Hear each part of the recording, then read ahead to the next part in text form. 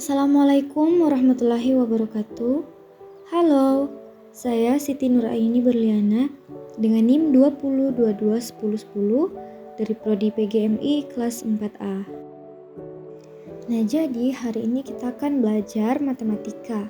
Oke, langsung saja kita ke materi yang pertama, yaitu tentang pangkat dan akar pangkat. Nah, apa sih pangkat dan akar pangkat itu? Nah, jadi perpangkatan suatu bilangan adalah perkalian berganda atau berulang suatu bilangan dengan bilangan pokok, dan A disebut bilangan pangkat. Nah, jadi di sini kita lihat bilangan pangkat itu ditulis dengan n pangkat A. Artinya, di mana n disebut perkalian n dengan n yang berulang sebanyak A kali. N pangkat A itu merupakan perkalian dari n kali n kali n sebanyak A kali. Nah, contohnya di sini ada 4 pangkat 3. Itu sama dengan 4 kali 4 kali 4. Sebanyak 3 kali. Kita masuk pada penarikan akar pangkat. Nah, bilangan dari bentuk akar merupakan suatu bilangan yang ada dalam tanda akar. Nah, simbol akar ini pertama kali diperkenalkan oleh seorang matematikawan asal Jerman yang bernama Christoph Rudolph. Nah, kita lihat contohnya di sini. 9 sama dengan 3 pangkat 2. Maka, akar pangkat 2 dari 9 adalah 3. Nah, supaya lebih jelasnya lagi, kita masuk pada operasi hitung pangkat dan akar pangkat dan juga contoh soalnya.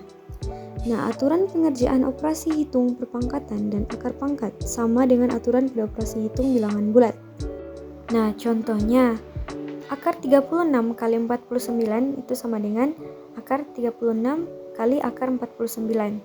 Nah, akar dari 36 itu adalah 6 dan akar dari 49 itu adalah 7. Jadinya 6 dikali 7 sama dengan 42. Selanjutnya kita masuk pada materi bangun datar. Apa sih bangun datar itu? Nah, oke. Jadi, bangun bidang datar adalah sebuah bangun yang rata atau yang memiliki dua dimensi, yaitu panjang dan lebar tetapi tidak memiliki tinggi dan tebal. Nah, di dalam bangun datar ada yang namanya persegi panjang. Nah, apa sih itu persegi panjang? Persegi panjang adalah segi empat yang dibentuk oleh dua pasang rusuk yang masing-masing sama panjang dan sejajar dengan pasangannya. Persegi panjang memiliki 4 buah sudut yang kesemuanya adalah sudut siku-siku. Nah, cara menghitung luas persegi panjang itu L sama dengan P kali L, di mana L itu sama dengan luas persegi panjang, P sama dengan panjang persegi panjang, dan juga L sama dengan lebar persegi panjang. Sedangkan cara mencari keliling dari persegi panjang yaitu dengan cara menjumlahkan semua panjang sisi pada persegi panjang tersebut. Nah, rumus keliling persegi panjang yaitu K sama dengan 2P tambah 2L, di mana K sama dengan keliling persegi panjang, P sama dengan panjang persegi panjang, dan L sama dengan lebar persegi panjang. Nah, selanjutnya ada persegi.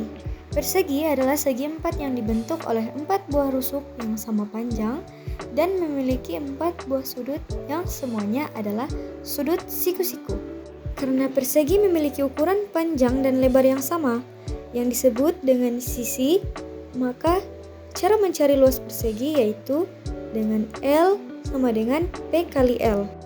Sedangkan keliling persegi panjang diperoleh dengan cara menjumlahkan semua panjang sisi pada persegi panjang tersebut. Nah, caranya yaitu dengan K sama dengan 4 kali sisi sama dengan 4S. Nah, selanjutnya ada jajar genjang. Jajar genjang adalah segi empat dengan sisi-sisi yang berhadapan sama panjang dan sejajar, serta sudut-sudut yang berhadapan sama besar. Nah, dalam menentukan luas jajar genjang dapat menggunakan konsep luas segitiga. Rumusnya, luas jajar genjang sama dengan 2 kali luas jajar genjang sama dengan 2 kali 1/2 kali alas kali tinggi sama dengan alas kali tinggi. Sedangkan untuk menentukan keliling jajar genjang, rumusnya yaitu keliling sama dengan 2 kali dalam kurung sisi datar jajar genjang tambah sisi miring jajar genjang tutup kurung. Selanjutnya silakan diperhatikan contoh soalnya. Kemudian selanjutnya ada belah ketupat. Belah ketupat adalah segi empat dengan sisi yang berhadapan sejajar. Keempat sisinya sama panjang dan sudut-sudut yang berhadapan sama besar. Rumus untuk menentukan luas belah ketupat yaitu L sama dengan 1/2 kali diagonal 1 kali diagonal 2 sama dengan 1/2 kali D1 kali D2. L sama dengan 1/2 kali AC kali BD. Untuk menentukan keliling belah ketupat, rumusnya yaitu K sama dengan sisi 1 tambah sisi 2 tambah sisi 3 tambah sisi 4. Karena di sini 4 sisi pada belah ketupat sama panjang, maka K sama dengan 4 kali sisi. Selanjutnya silakan perhatikan contoh soalnya.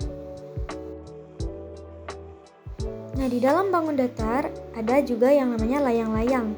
Layang-layang adalah segi empat yang setiap pasang sisinya sama panjang dan sepasang sudut yang berhadapan sama besar. Rumus untuk menentukan luas layang-layang yaitu L sama dengan 1/2 kali diagonal 1 kali diagonal 2 sama dengan 1/2 kali D1 kali D2. L sama dengan 1/2 kali AC kali BD. Sedangkan rumus untuk menentukan keliling layang-layang yaitu K sama dengan sisi 1 tambah sisi 2 tambah sisi 3 tambah sisi 4. Atau K sama dengan AB tambah BC tambah CD tambah DA. Silakan perhatikan contoh soalnya.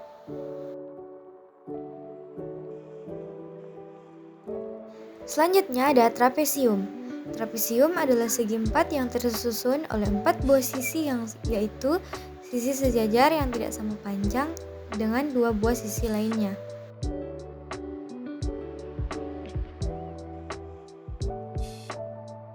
Selanjutnya ada lingkaran. Lingkaran adalah bidang datar yang merupakan himpunan titik-titik yang memiliki jarak yang sama terhadap suatu titik tertentu yang disebut dengan pusat lingkaran sehingga melibatkan jari-jari lingkaran. Selanjutnya, kita belajar tentang bangun ruang. Apa sih bangun ruang itu? Yuk disimak. Nah, bangun ruang merupakan suatu bangun 3 dimensi yang memiliki ruang, volume, isi, dan juga sisi-sisi yang membatasinya. Nah, secara garis besar, bangun ruang dapat kita kategorikan menjadi 2 kelompok, yaitu bangun ruang sisi datar dan bangun ruang sisi kelengkung. Di dalam bangun datar, yang pertama ada yang namanya kubus. Kubus adalah bangun ruang yang semua sisinya berbentuk persegi dan semua rusuknya sama panjang. Yang kedua ada balok. Balok adalah bangun ruang yang dibentuk oleh 3 pasang persegi atau persegi panjang dengan paling tidak 1 pasang di antaranya berukuran berbeda. Selanjutnya ada 5 segitiga. 5 segitiga adalah bangun ruang yang dibatasi oleh 4 buah sisi dengan sebuah bentuk segitiga. Nah, ada juga yang namanya 5 segi 4. 5 segi 4 adalah bangun ruang yang dibatasi oleh 5 buah sisi dengan sebuah alas berbentuk segi 4. Ada juga tabung. Tabung atau silinder adalah bangun ruang yang dibatasi 3 sisi. Selanjutnya ada kerucut.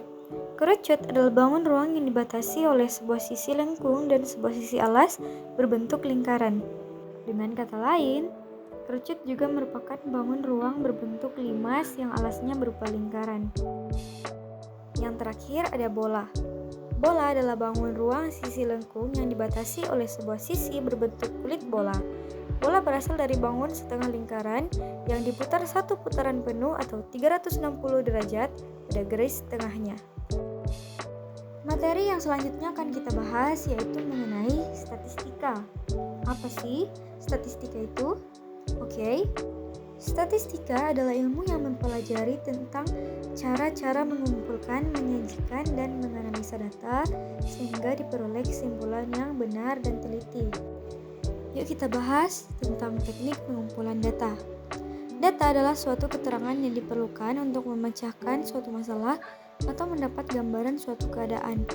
Perolehan data tersebut dapat dilakukan dengan proses pengumpulan data dari sumbernya. Nah, misalnya saja pengumpulan data dapat bersumber dari hasil ujian siswa, pengukuran berat badan, umur siswa dalam kelas, dan lain-lain. Nah, ada beberapa cara yang dapat dilakukan teman-teman semuanya dalam pengumpulan data.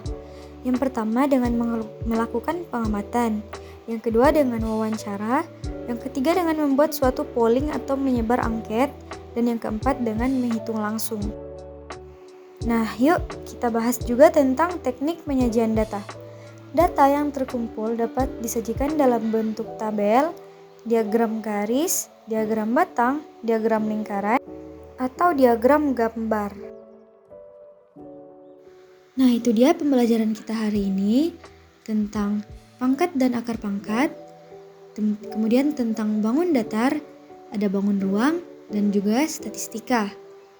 Oke, untuk pelajaran kita hari ini saya cukupkan ya. Kita bertemu lagi pada minggu depan dengan materi yang berbeda. Semoga kita semua sehat-sehat selalu. Tetap semangat. Assalamualaikum warahmatullahi wabarakatuh.